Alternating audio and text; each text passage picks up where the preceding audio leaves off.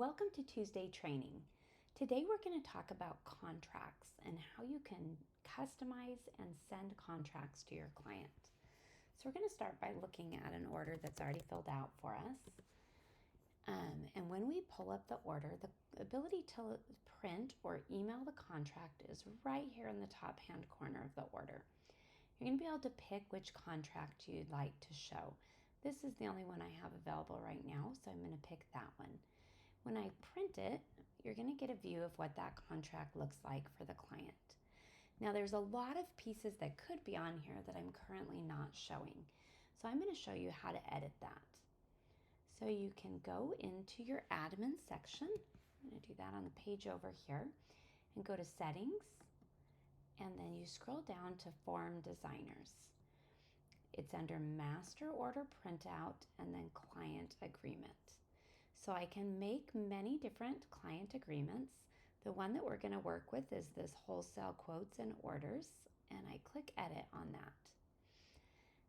Here you can see that I have this set up to be used for wholesalers, not retailers, and for orders and quotes. You can change that, of course, to be what you're trying to do with this contract. And then I'm able to see all the different sections I could show. So I currently have these 3 sections showing. I have this one hidden, that's our inscription sketch section. I'm going to go ahead and hide this one, and instead I'm going to add my signature line. So I'm going to show this one and save.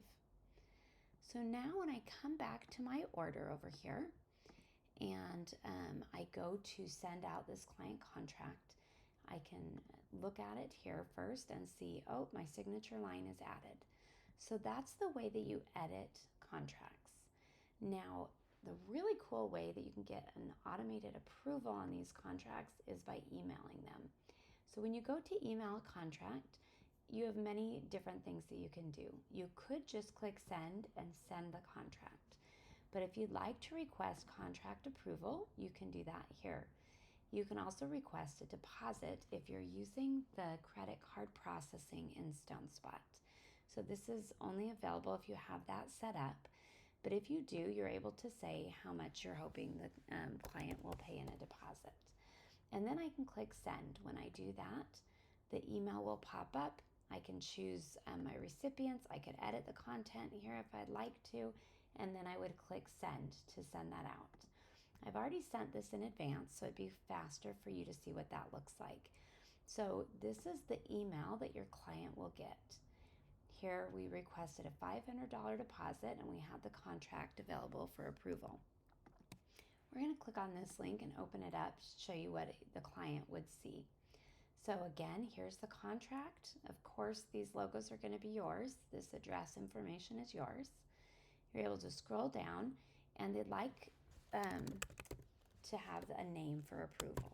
So this helps the approval to be binding. You can see who approved the contract. You'll be able to see the time that they approved it as well. So then they have the option to approve and pay the deposit. This is obviously very handy for them to just be able to work right through the process, pay the deposit here.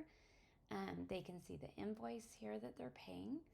And when they do make this deposit, they receive a confirmation on the screen, but also a receipt sent to their email.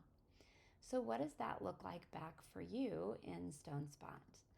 So that contract was approved. So we're going to come back into this order and go down to our approved section. So this is our client approvals section. Here we can see the contract that was approved, the date and time it was approved, the signature that it was approved with, and this is the contract, just like we saw with the client. If the client had made a payment, then that would also be applied to the order already, and you'd get a happening notifying you of these things. So that is the way that the contract works in StoneSpot, and we hope you're able to, I guess one other little pro tip is people make multiple contracts, especially when they want this legalese wording to be different. So maybe you make one that has wording here that's appropriate for a quote or for a final date. And so you can make multiple ones and apply the correct contract to the order. I hope that helps and you have a great day.